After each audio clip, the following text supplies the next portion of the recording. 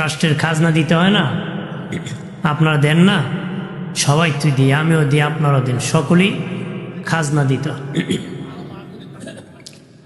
তখন বাবাজি ওই কবরস্থানের দারোয়ান ফেরাউন ডেকে বলি, বাদশাহ আমার তো অনেক টাকা হয়ে গেছে, অনেক টাকা হয়েছে, আপনি যদি অনুমতি দিতেন তাহলে যত খাজনা সবার মিলে হবে, সবার খাজনা আমি একা দিয়ে দিতাম, একা দিয়ে দিব সবার খাজনা।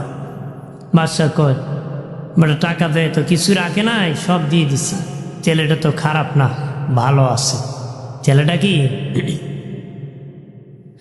মিশরের মানুষ মনে মনে বলে, আমাদের মিস্টার দারোয়ান ইনকাম করেছে, সব টাকা খাজনা আদায় করে দিছে। দারোয়ান হয়ে যদি আদায় করে দিতে পারে, ভালোবাসা পেয়ে গেছে। কিছুদিন পরে বাবা মিশরের প্রধানমন্ত্রী মরে গেছে। বাদশাহ একটা ইলেকশন দিয়েছে, ফেরাউন প্রধানমন্ত্রী পদে দাঁড়ায় গেছে, প্রধানমন্ত্রী পদে দাঁড়ায় গেছে। মানুষ কানে কানে বলে কারে ভোট দিবে, তলে তলে খবর নিয়ে দেখে সবাই ফেরাউনে ভোট দিবে। তলে তলে দেখে সকলকে হেরে দিলেন যে বেটা সব টাকা দিয়ে দিছে খাজনা বাবদ ইনকাম করে।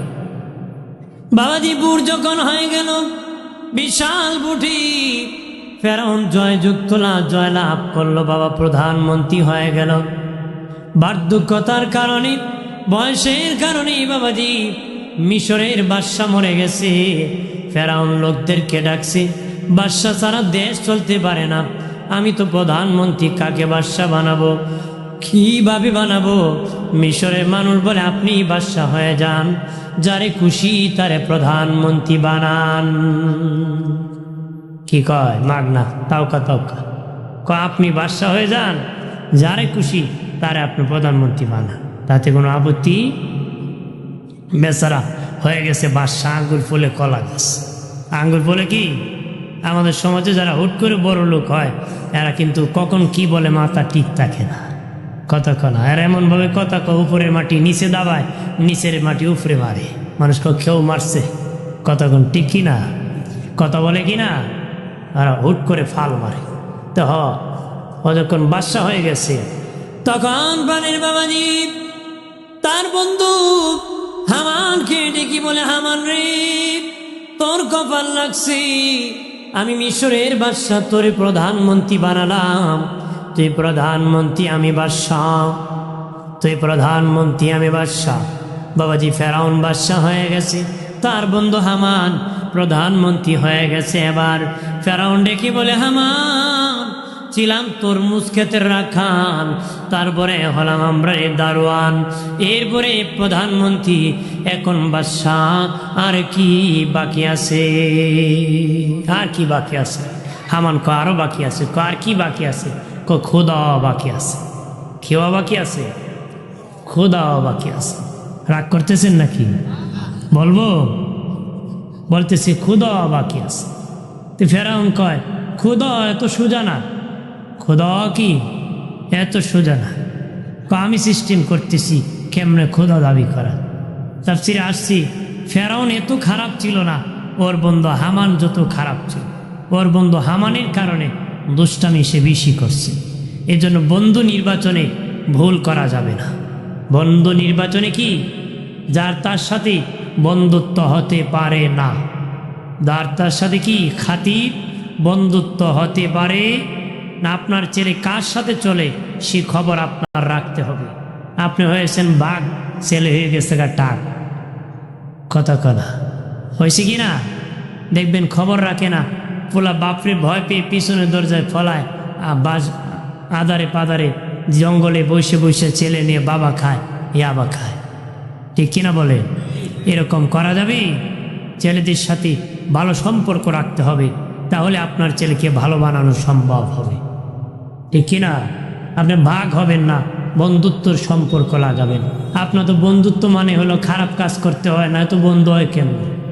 না না, বন্ধুত্ব হবে যে একজন আরেকজনের হাতে ধরে জান্নাতে যান। আমাদের সমাজে বন্ধুত্ব মানে হলো খারাপ কাজ করা, ঠিক কিনা?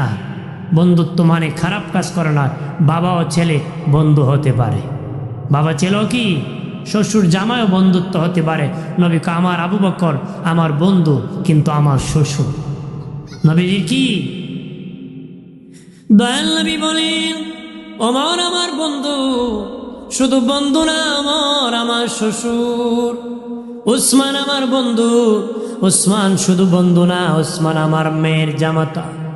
আলী আমার বন্ধু, আলী শুধু বন্ধু না, আলীও আমার মেয়ের জামাতা, আলীও আমার মেয়ের জামাতা। আমরা তো শ্বশুর যদি জামাইরে দেখে গুন্ডা, ধরো মেয়ের বিয়ে দেয়া গুন্ডা, তাহলে মহব্বত ভালোবাসা আছে? অশান্তি, কথা কোন ঠিক কিনা? এই জন্য তালাকের সরাসরি বাড়ছে। যেই সংসারে মা চালাক, এই সংসারে মেয়ে তালাক হয়, ঠিক কিনা বলে? মেয়ের মা যে জায়গায় চালাকি করে বেশি, ওই সংসারের মেয়ে কিন্তু স্বামীর বাড়ি তালাক খেয়ে বাড়ি আসতে হয় বেশি। এই জন্য বেশি চালাকি গলায় ধরে, বেশি চালাকি কি গলায় ধরে। মাগো বেশি চালাকি করিও। আমার বানের বাবাজি তখন ফেরাউন খোদা দাবি করে, বাবা খোদা দাবি করে, বেঈমান খোদা দাবি করে। বাবাজি ও বাবাজি, একদিন শয়তান আসিয়া ফেরাউনকে বলে, ফেরাউন তুমি দে খোদা তোমার নবীকে, তুমি দে খোদা তোমার নবীকে। শয়তানের, এই শয়তানের কি নবী আছে নাকি? শয়তানে কয় ফেরাউন রে তোমার নবীকে।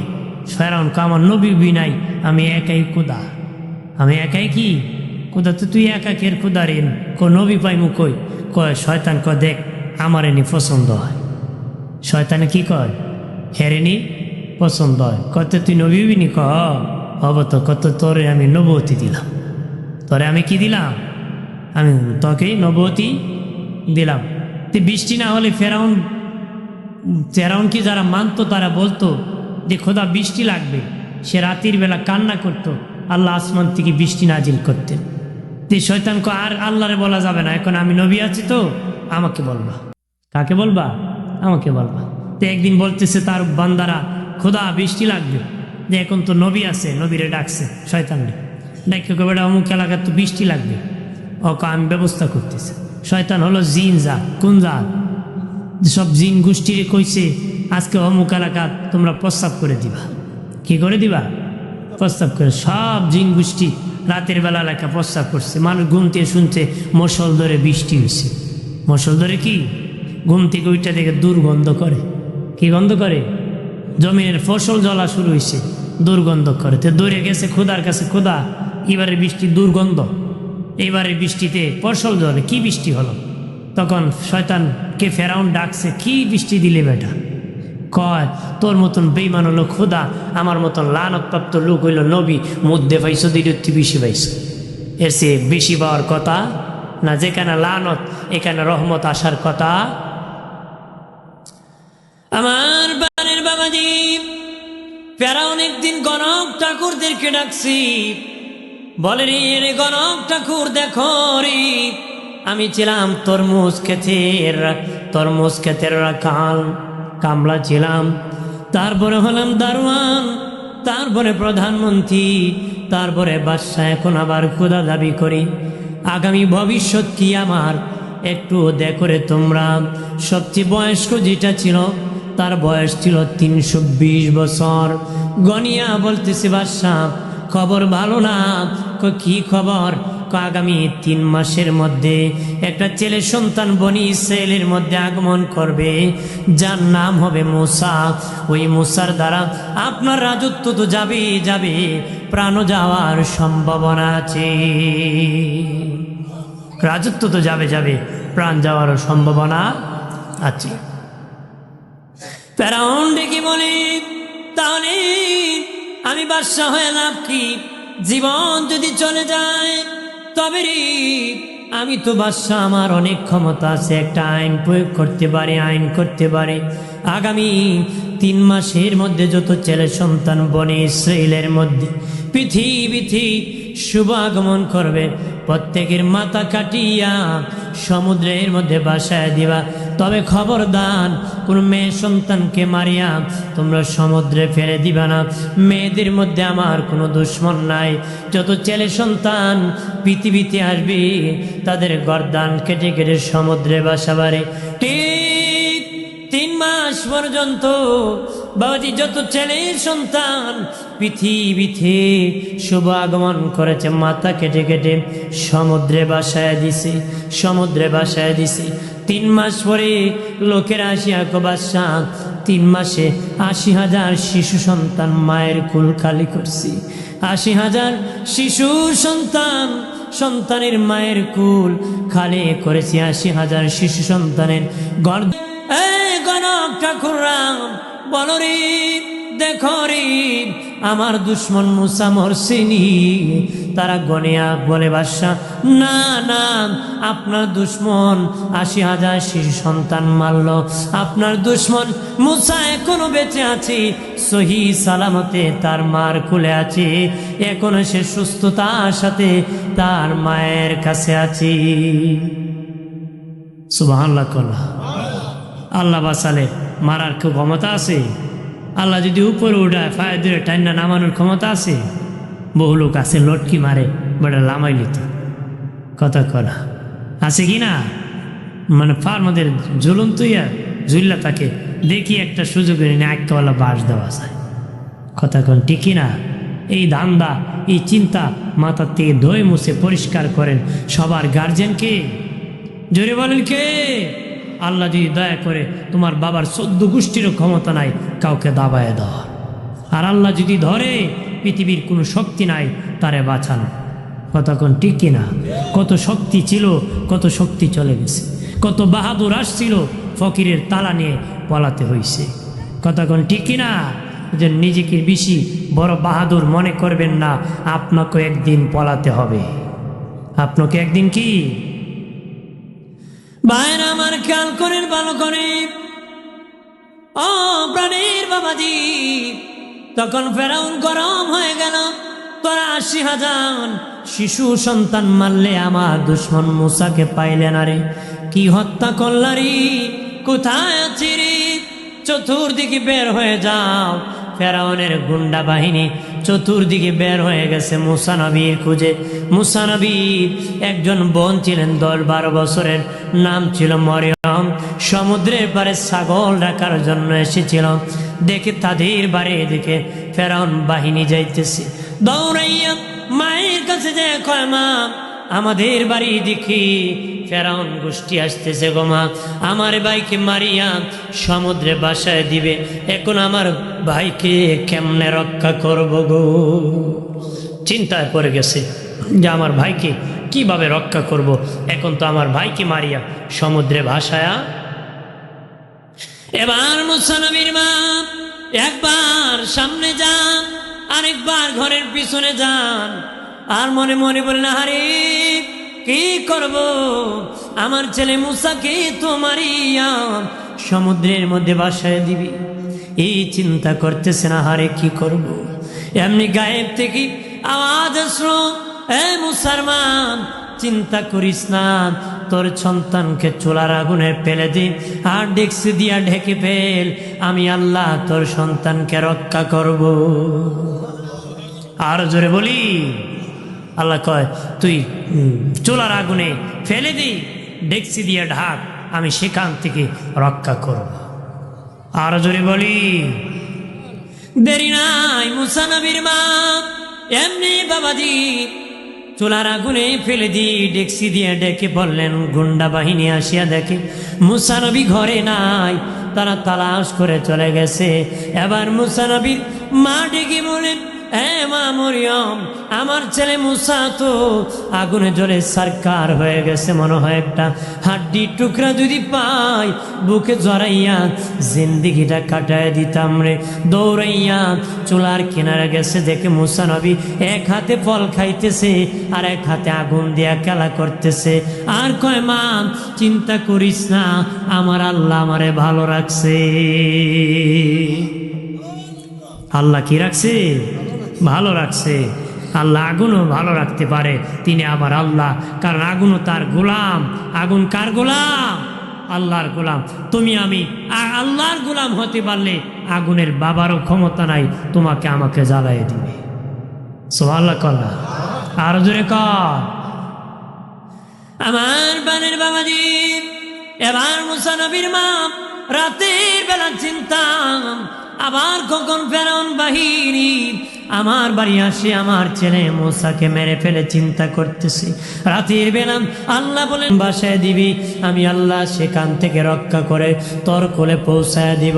মুসা নবীর মা সকালবেলা ভোরবেলা ঘুম থেকে উঠি চিন্তা করতেছেন কেমনে বাক্স বানাবো, মিস্ত্রি পাবো কোথায়, কার কাছে বলবো, বললেন আবার খবর পাশ করে দে আমার ছেলেকে হত্যা করে। চিন্তা করতেছি রে প্রাণের বাবাজি, শুনে সকালবেলা ফেরিওয়ালা মিস্ত্রি ডাকতেছে, মিস্ত্রি লাগবো নি, মিস্ত্রি লাগবো নি, আম্মা মিস্ত্রি লাগবো নি, এই বলে গান গাইতেছে, আওয়াজ করতেছে। মুসা নবীর মা মনে মনে বলে এত ভোরবেলা মিস্ত্রি চিৎকার করতেছে, আওয়াজ করতেছে, আবার আম্মা ভোলাইতেছে। ঘর থেকে বের হয়ে সদর গেইটে বলে মিস্ত্রি রে তুমি কি বানাইতে পারো? মিস্ত্রি বলে অনেক রকম জিনিস আমি বানাইতে পারি। এ মা যদি তুমি বলো ওই রকম বাক্স যারা সমুদ্রে বাসাইল ডুবে না, আমি এমন বাক্স বানাতে পারি। মুসা নবীর মা কহা বানাইলে ও মিস্ত্রি মনে মনে কবে রে আমার মনের কথা কয়, আমার তো এমনই একটা বাক্স দরকার। মিস্ত্রি আমার তো এমনই একটা বাক্স দরকার, আমি লোহা পাবো কোথায়, কাঠ পাবো কোথায়? মিস্ত্রি কয় মা আমি এমন মিস্ত্রি, আমার কাছে লোহা আছে, কাঠও আছে, তুমি অনুমতি দিলে এক কান বাক্স আমি বানায় দিব। আর জোরে আপনি অনুমতি দিলে আমি একটা বাক্স বানায় দিব। মারহাবা কর। এবার মুসা নবীর মা ডেকে বলি ও মিস্ত্রি কোনো কিছু কি লাগবে না রে? কয় মা আমার কাছে সব আছে, অস্ত্র আছে গো, অস্ত্র ধারণের জন্য কিছু পানি লাগতে পারে, নাও লাগতে পারে। পানি আনার জন্য মুসা নবীর মা গিয়েছি, পানি আনিয়ে দেখি মিস্ত্রি বাক্স বানায়া বসে আছে। মারহাবা কর। মা পানি লাগবে না, বানিয়ে ফেলছি। মারহাবা কর। এবার মিস্ত্রি বাক্স বানায়া চলে যান। মুসা নবীর মা কো মিস্ত্রি বলো রে তোমার লোহার মূল্য কত, কাঠের মূল্য কত, তোমার মজুরি কত রে? মিস্ত্রি কয় মা আমি এমন মিস্ত্রি আমি কোনো পয়সা নেই না, বিনা পয়সায় কাজ করি। বিনা পয়সা কি কাজ করি? আমাদের মিস্ত্রি তো ইট যদি 5,000 লাগে বেড়ে কব লাগবো 3,000, 10,000 লাগলে কব 20,000 লাগলে 10,000, কথা কনা ঠিক কিনা? পরে যখন লাগাইবো কইব আপনা আমি কি আমার ঘরে লাগাইছি নাকি, আর তোমার ঘরে তুই লাগাইতেছি, কথা কন ঠিক কিনা? এই জন্য মিথ্যাচার করে হিসাব দিবেন না, সঠিক হিসাব দিবেন। যদি ভালো মিস্ত্রি হতে পারেন তাহলে ইব্রাহিম নবীর সাথে তোমার জান্নাত হবে।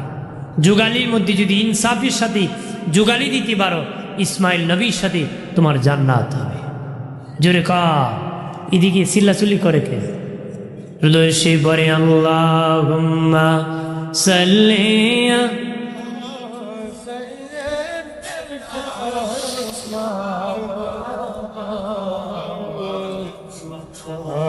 মোহাম্মদ বলেন